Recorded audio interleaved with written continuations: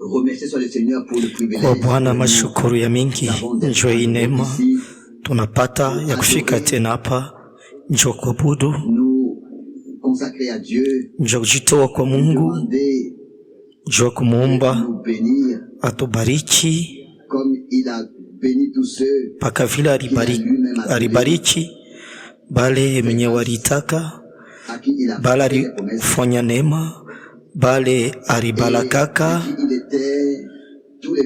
na bale alikuwa nabo kila siku yabo maisha, njoo kubachunga na bafanishie sauti awatimizie malako yote la ribalaka.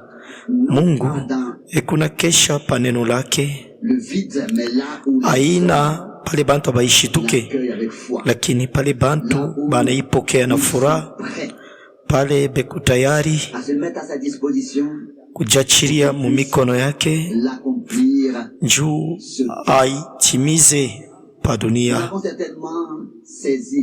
Tunashikia mzuri mambo ya mwi wakati tukunaishi, tunaelewa kile Mungu kunafanya hapa sasa, na tulisema atuishi saa muima nyakati ingine ribita, lakini yetu hii ni wakati ya kipekee kabisa, ni wakati ya hatari sana kupita manyakati yote, ni wakati mule bubishi bunakuwa bwa mingi na bintu binaribika byote vila bia haribikaka. Ni mwakati mule bantu ni mwakati mule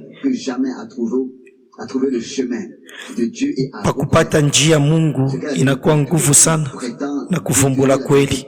Juu bote beku nasema beku na kweli, bote beku nasema beku na mtumikia na beku na mfuata Mungu.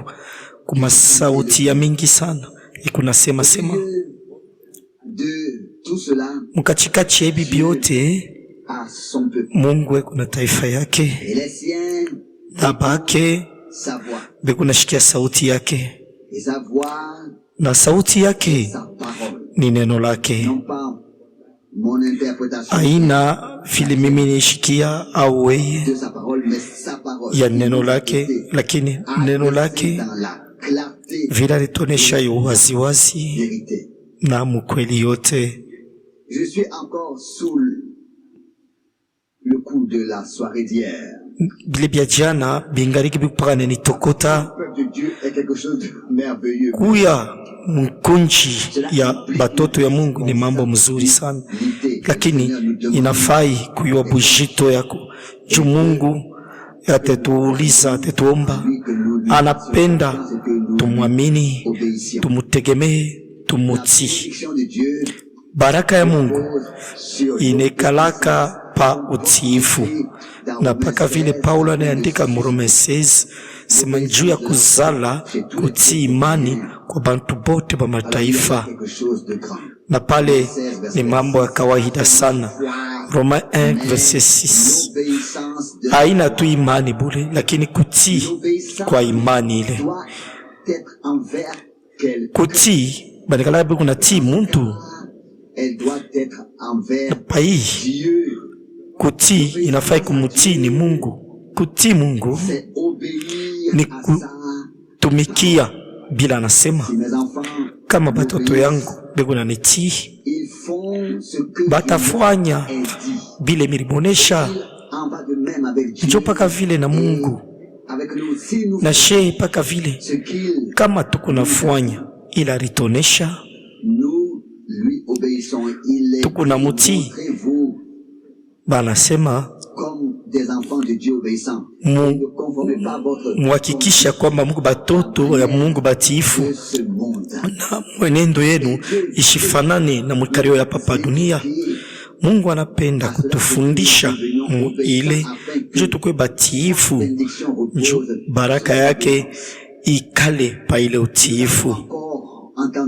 Tulishikia tena bintu bizuri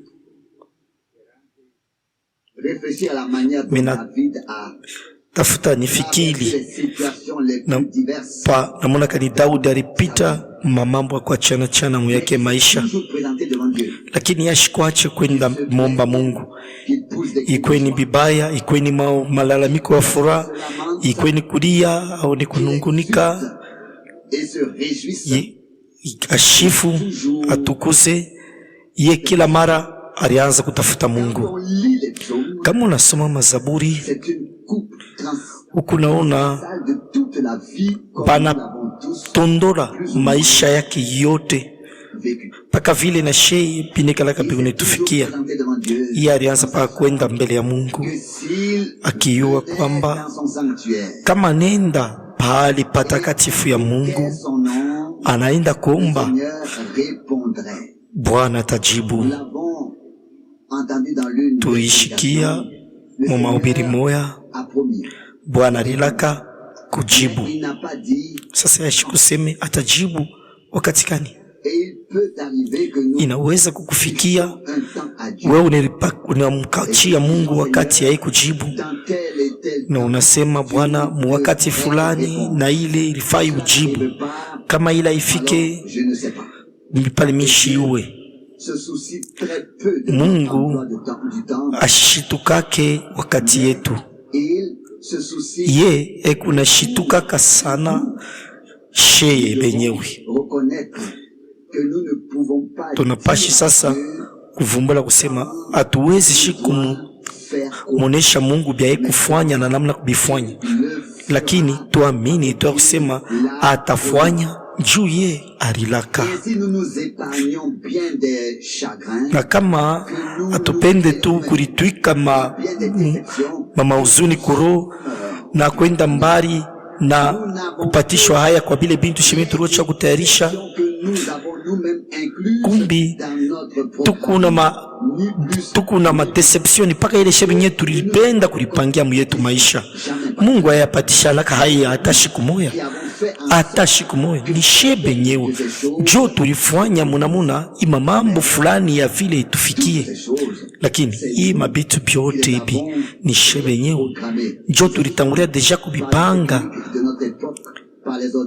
Ni kufatana na tekniki ya hii wakati yetu na maordinateur. Na kama niko nasema yulu ya baminifu, yulu yangu mi na yulu yako, tuangalie mbele wakati ya zamani.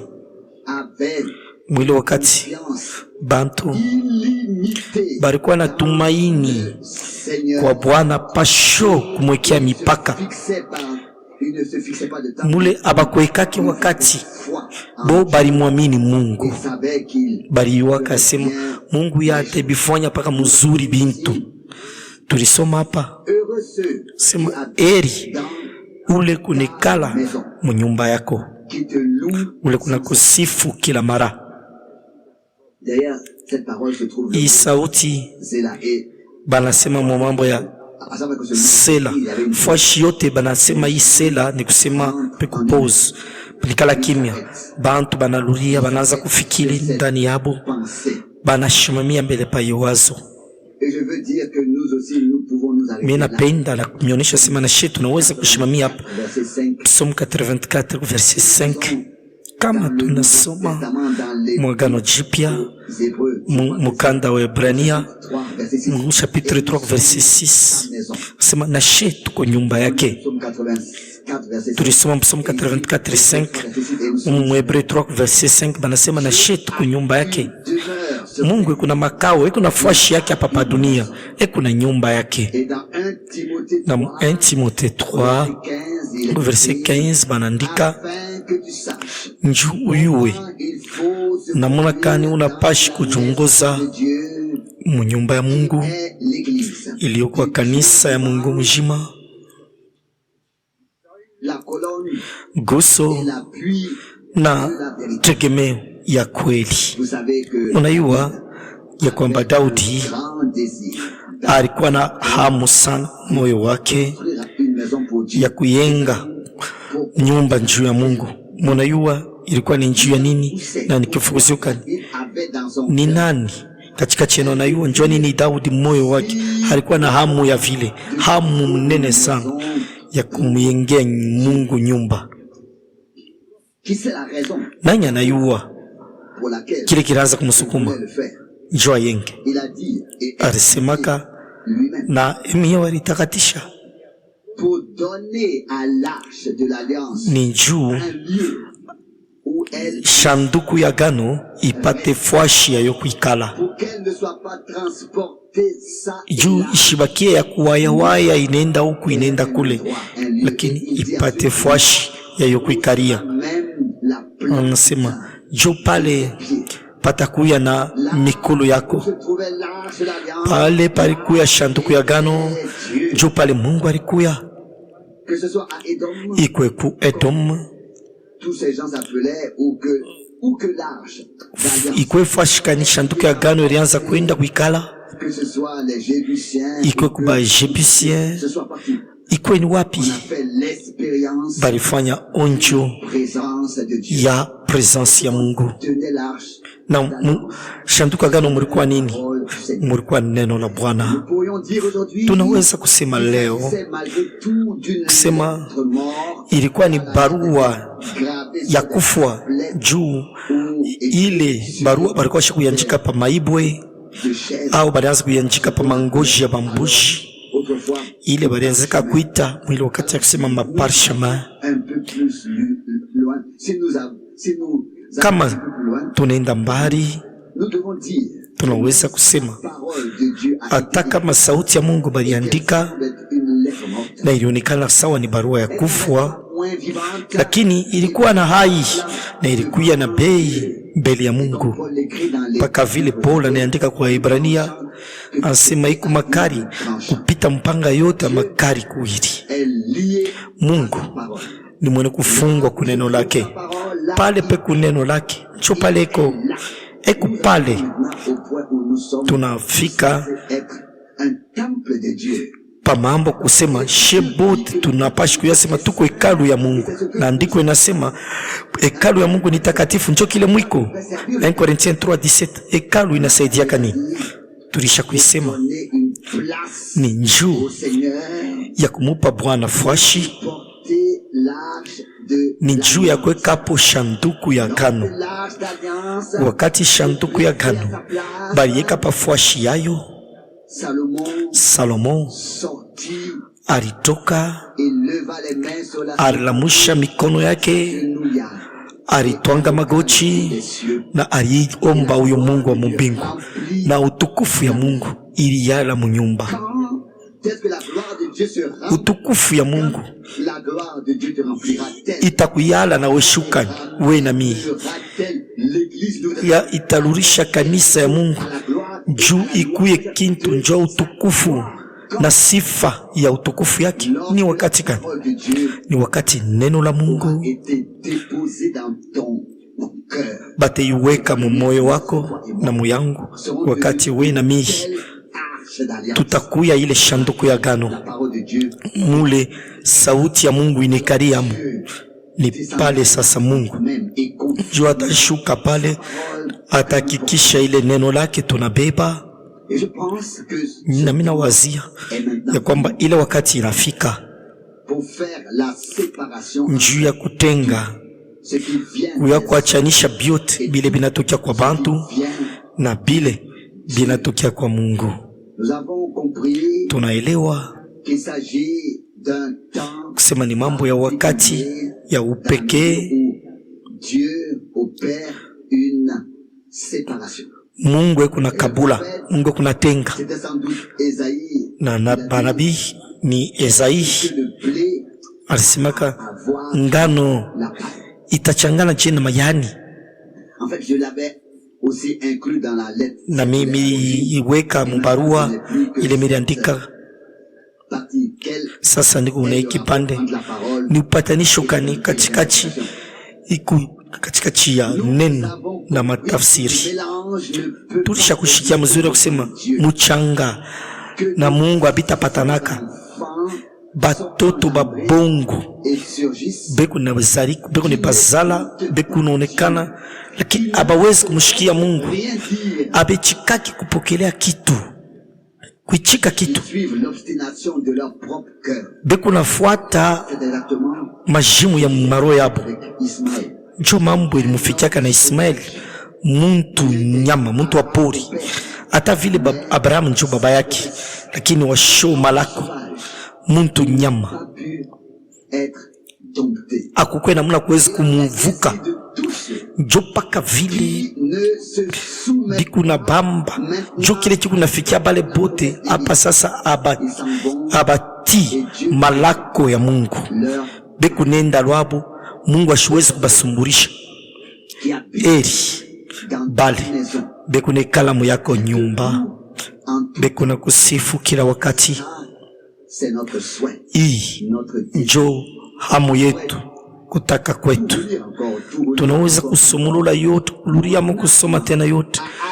Nafsi yangu ilingua, ilitafuta sana milango ya hekalu yako, mabaraza ya hekalu yako. Ile hamu ndani yetu njo ufunulo ya Mungu. Inafai nenepe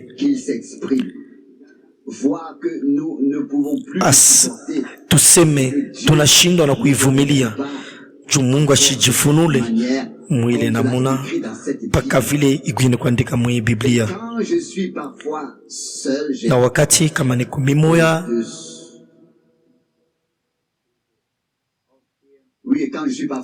kama ni kumimoya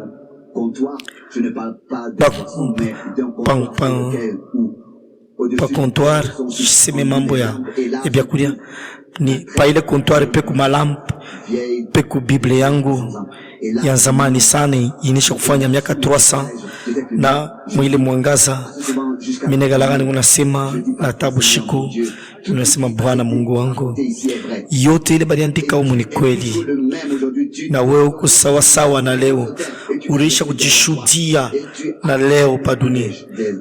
Na leo hapo kuna bantu bale unaweza kutumia juba fanye mambo moya moya paka vile ulifanyaka zamani. Ufanye nabu bafanishe mambo moya paka vile ulifanyaka zamani. Kwako wewe ni mwepesi, ni teke teke, ufanye vile ulifanyaka zamani. Nilipenda nisome mkifupi, pengine ndugurusu na yata semako mambo moya leo. Tukuna shukuru sana vile tukuna kusanika,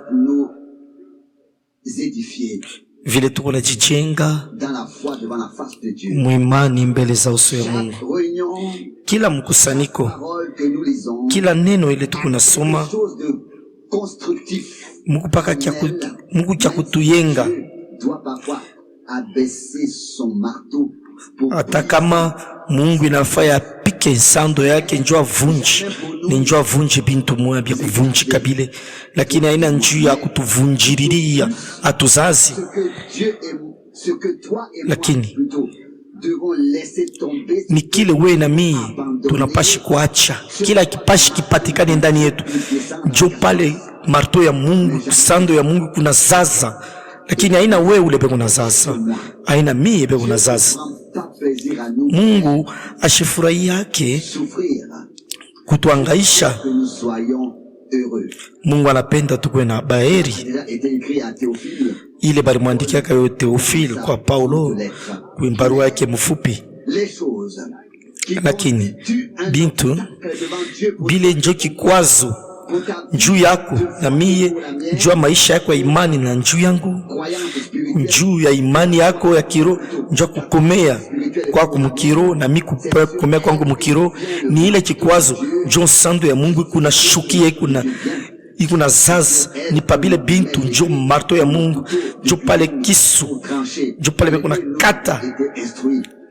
Njoo mwi wakati bana tufundisha mzuri sana kupita manyakati yote, na mimi mwenyewe niko conscient kwamba bale bote bali amini tangia zamani batabamba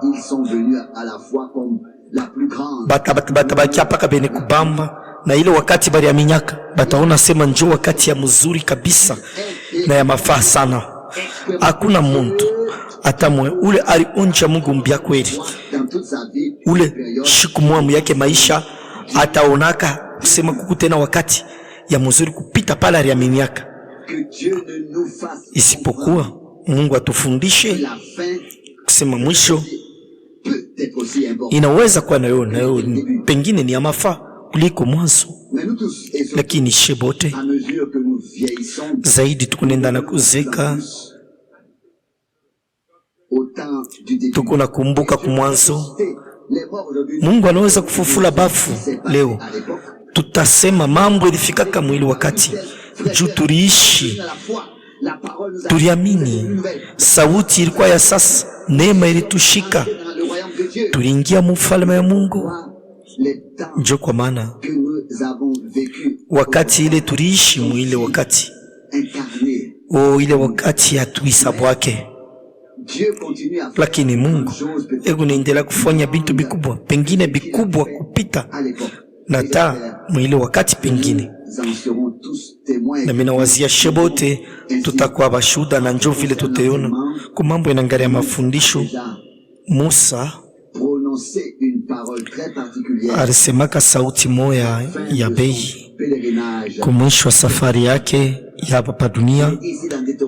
Alisemaka hapa mu Deuteronome 32 verset 1, mbingu shikia mitasema, dunia shikia masauti ya kinwa yangu. Verset 2, mafundisho yangu izambalale sawa mvula, sauti yangu ivuye sawa lumande, ishuke pamayani sawa mvula pa michi. Verset 3, juu mitatangaza jina la Bwana, musifu Mungu wetu. Yeye ni mwamba, matendo yake ni kamilifu, kwa maana manjia yake yote ni ya kunyoloka.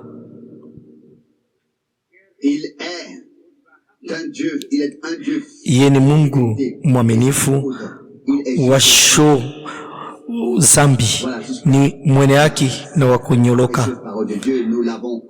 Kufikia hapa ni masauti ya bei. Tuliona paka vile mvula inafonishaka bizuri sana bulongo, inaletaka bushima, inekalake kuna lobanisha, inekalaka na mafaa mvula ipike. Hapa nabii anasema mafundisho yangu izambalale sawa mvula. Ni Bwana njo kunasema mafundisho yangu izambalale sawa mvula, sauti yangu izambalale sawa umeme, sawa mvula mumayani, sawa maguti ya mvula munyanshi. Mafundisho kwa Mungu aikalake mbule pake vya mkaleke kintu. Maana yaye mafundisho ya Mungu ni kusema ni Mungu kuna kunuisha, ni Mungu kuna kulobanisha, unekala na kulubana kuna shindikishaka neno njuu mbeko ile kale kabushima ke kumumbeko kapate kuota. Kwa Mungu akukalake sauti ya shomana au sauti ya kukaukia. Ndani ya Mungu sauti yote ikupaka na bujima ni yene kweneana na neno inikalake kuna shindikishwa na roho njuba ipe bujima. Kama tunangalia ba nabii na ba mitume, ni hekima kani ya kiroho ile baliweza kusema nayo na kuandika nayo neno. Shetu na shangatu kwa bale banaweka mu akili hii mambo itakuwa saiku ngufu.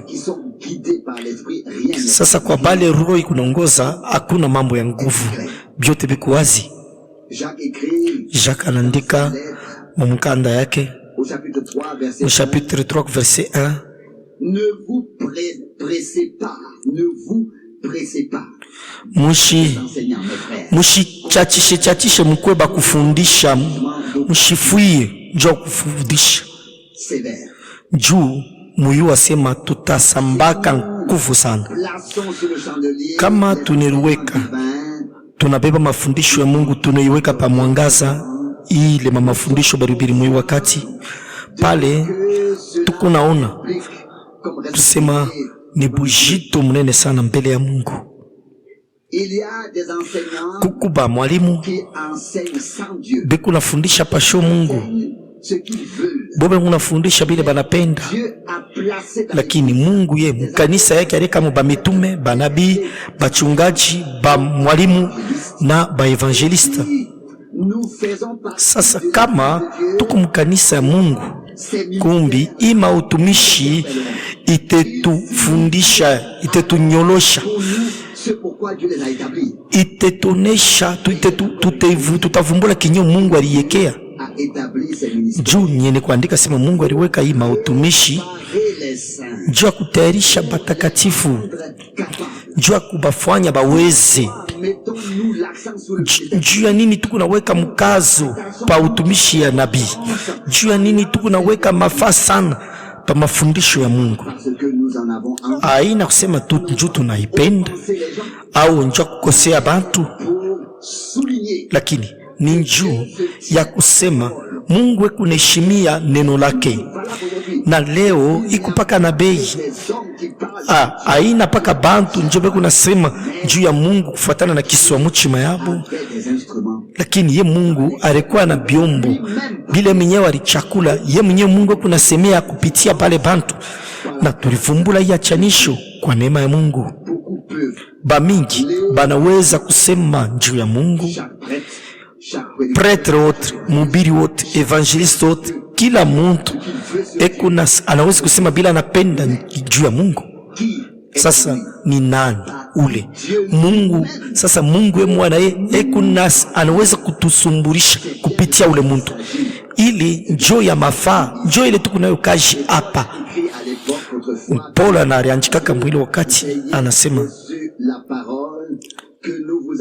mulipokea neno ile tulimitangazia, haina sawa sauti ya bantu, lakini sawa sauti ya Mungu, na njo kile iko ni 1 Thessaloniciens 2 verset 13. Jo pakile nafai kubamba leo kuyo kuwafanya chanisho katikati ya masauti ya bantu na sauti ya Mungu. Mara mingi tunashikiaka bimamambo mabintu na kuonesha kukawia, tunakawia nabe tunibeba sema ni sauti ya Mungu, lakini kintu kile banafundisha juu bongo bunakawia unafanya miaka 100 inageuka na kuwa sauti ya Mungu. Hapana, sauti ya Mungu inabakia paka ile banesha kuandika mu Biblia. Ibi bingine biote inafai kubichunguza kupitia hii sauti, hii neno hii, na Mungu ataleta neema juu ipokee mzuri. Jana kutwa tulisoma neno moja mu Biblia, miliweza kukumbuka, miliweza kufikiri sema hakika kufashi mwamba alisemaka kumambo moja, walisema ile bantu abawezi tu kuiweza bila mikusoma minte misomia mbele ingine iko mu Luc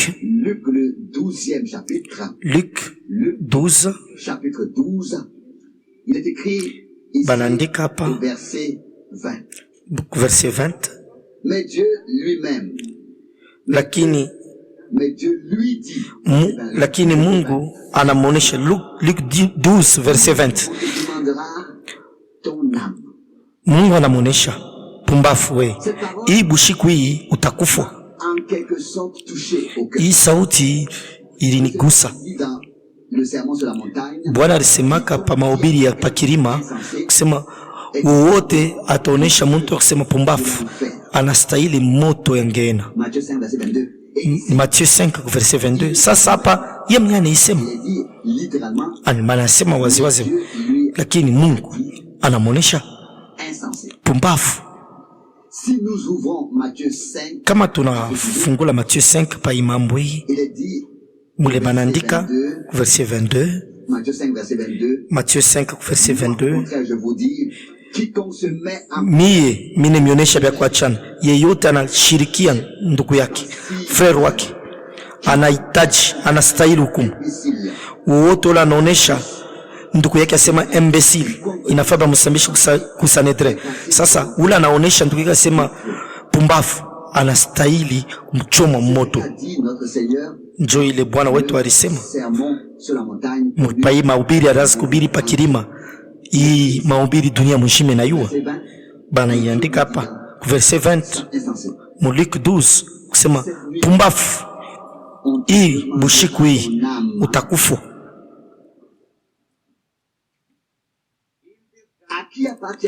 Sasa hii mali yako yote itabakia na nani? Hii yote ulilunjika.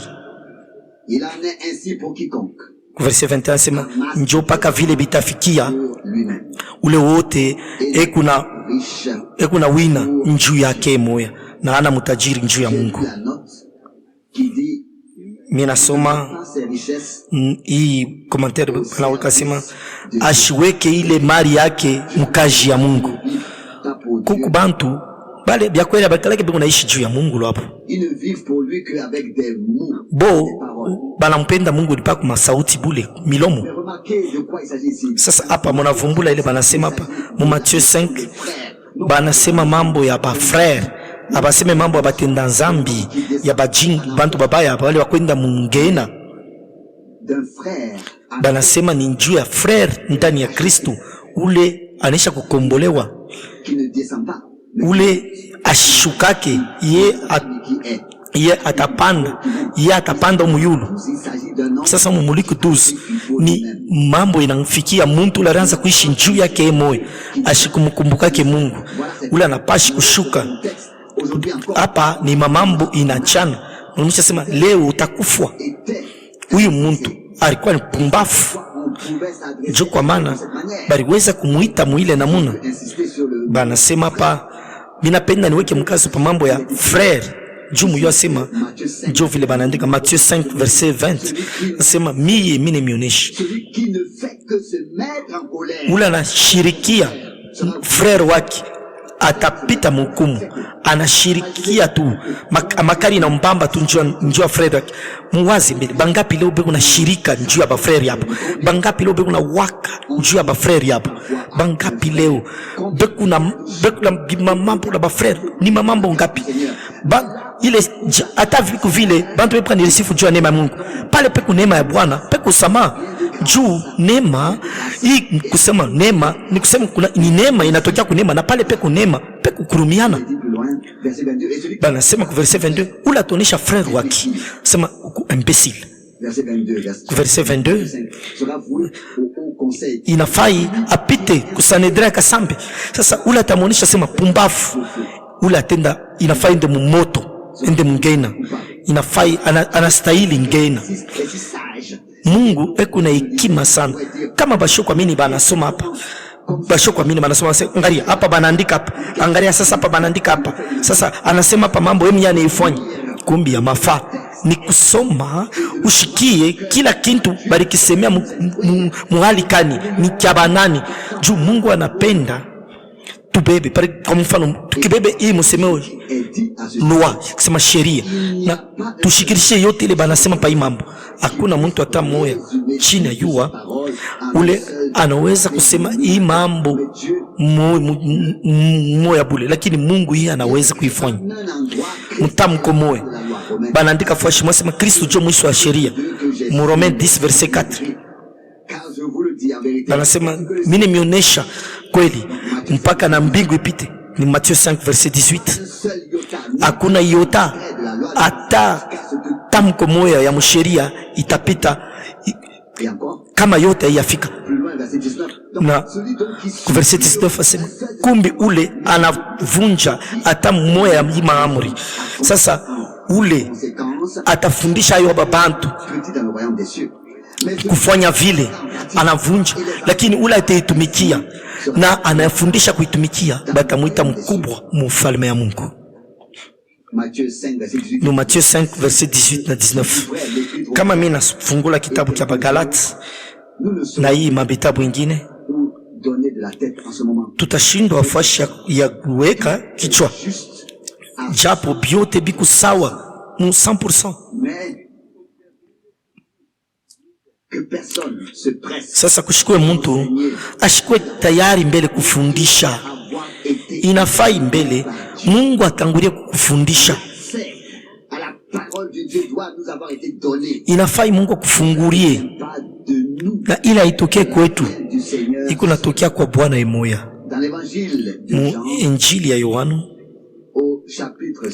mu chapitre 6 mu masauti ya mwagano la kale ya nabii Yesaya, Bwana wetu anaisema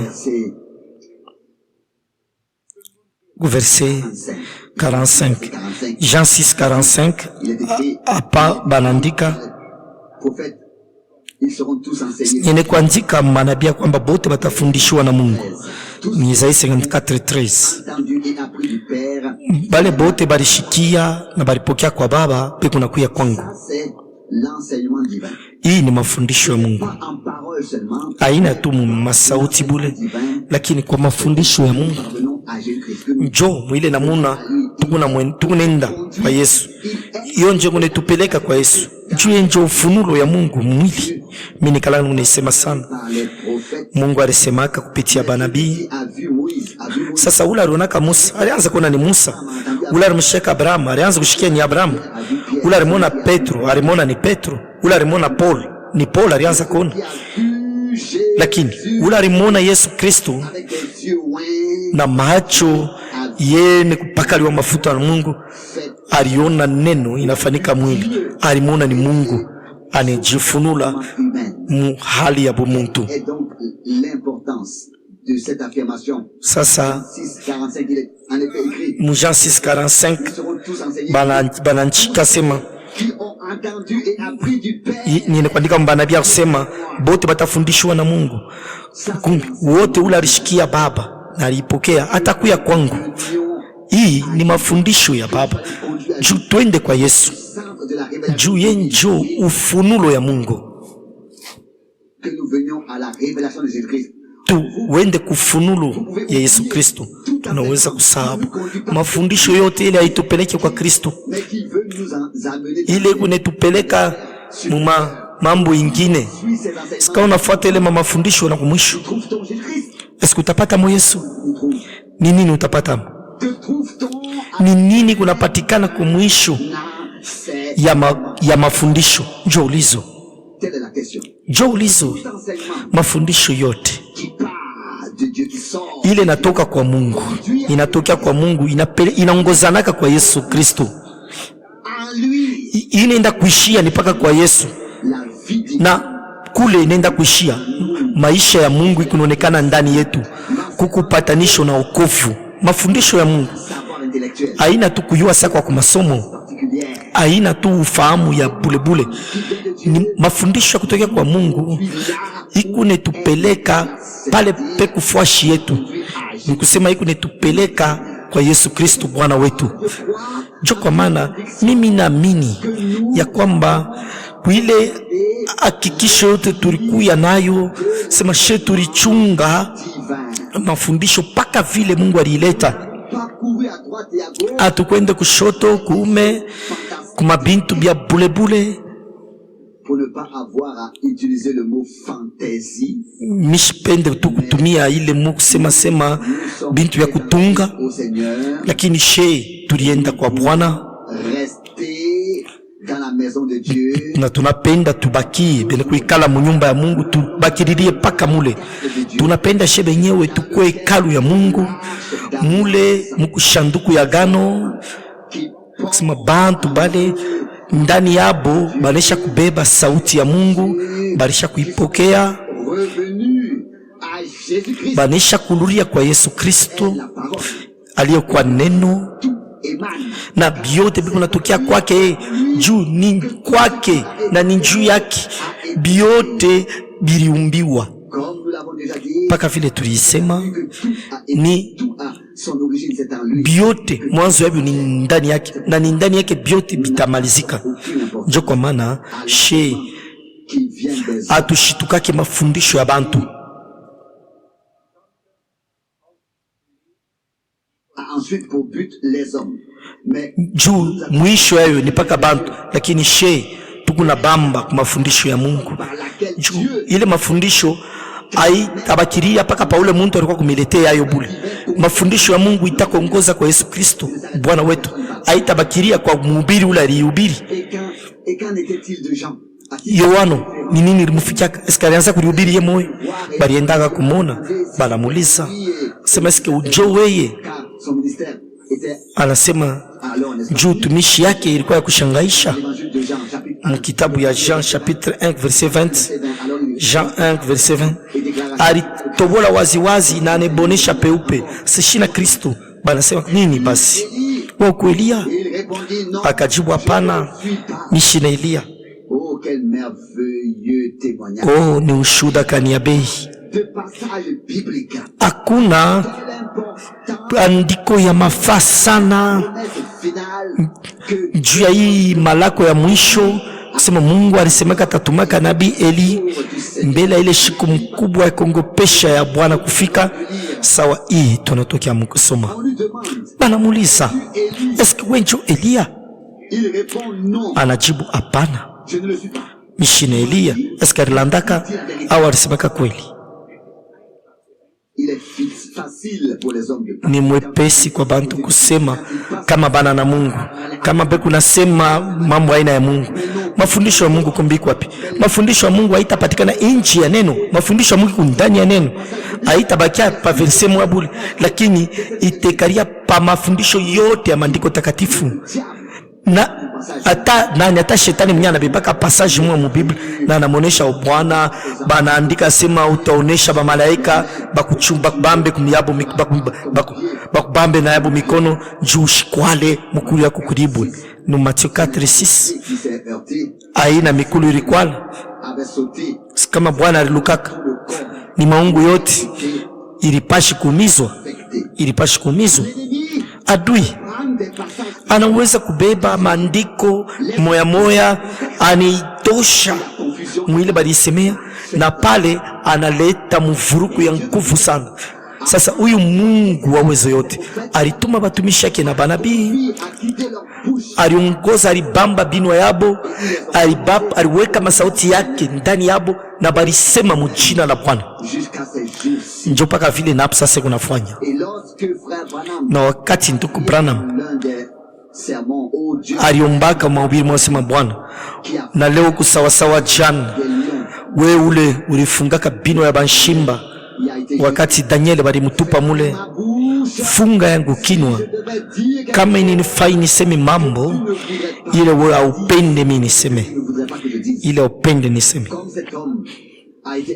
Huyu muntu alikuwa mnyenyekevu, lakini alibeba ile mambo na bei sana. Funga kinwa yangu kama mimi nafai niseme mambo ile itakuwa sawa mbele yako. Ulizo balimuliza eske wewe Elia? Jean alijibu hapana, mishine Elia. Se wenjo ule nabii? Alijibu hapana. Alikuwa nabii lakini ashukwe ule nabii ule Musa alisemaka Mungu atemila mushiaka katikati ya bandu kwenu. Nabii mwa sawa mi Deuteronome 18:15 alishikiaka mzuri ile ulizo na alijibu na mzuri sana. Kisha banaandika tena Jean 1 verset 22 banamonesha basi kumbe uko nani. Juu inafai tukapeleke jibu kwa bale bali tutuma. Wewe kumbe wewe mnyongo unasema kunani? Verset 23 anajibu niko sauti ya ule unalalamika mchangwa, mulebele njia ya Bwana, paka vile nabii Isaya alisema Isai 43. Namna gani ni ya mzuri, aliwaka mzuri ulizo ya kwanza na ya pili, aliwaka sema ina yake, lakini akwe na haya ajibu ndio. Wakati balimuuliza uko nani, pale haritaya andiko ile nabii alisemaka, nabii Isaya. Bapendwa, tukunaishi mu wakati mwamoya kama bintu baribisema mzuri bilifanikaka mwile wakati kufatana na neno la Mungu. Haikuwa njuu ya batukuze muntu, haikuwa njuu ya kushifu muntu, lakini paka vile banaandika hapa mumpasurie Bwana njia mulebele njia juu ya Mungu wetu. Juu mambo moya moya ilifanika mwe utumishi ya mwisho, utumishi ya nabii ile Mungu alileta mwili wakati bantu abakwe bene kubakia mbamba Yohana, lakini balianza kumfuata Bwana. Balimfuata Bwana. Yeye alianza kubashontea mkozi na anasema, tazameni kondoo wa Mungu ula natosha zambi ya ulimwengu. Bapendwa,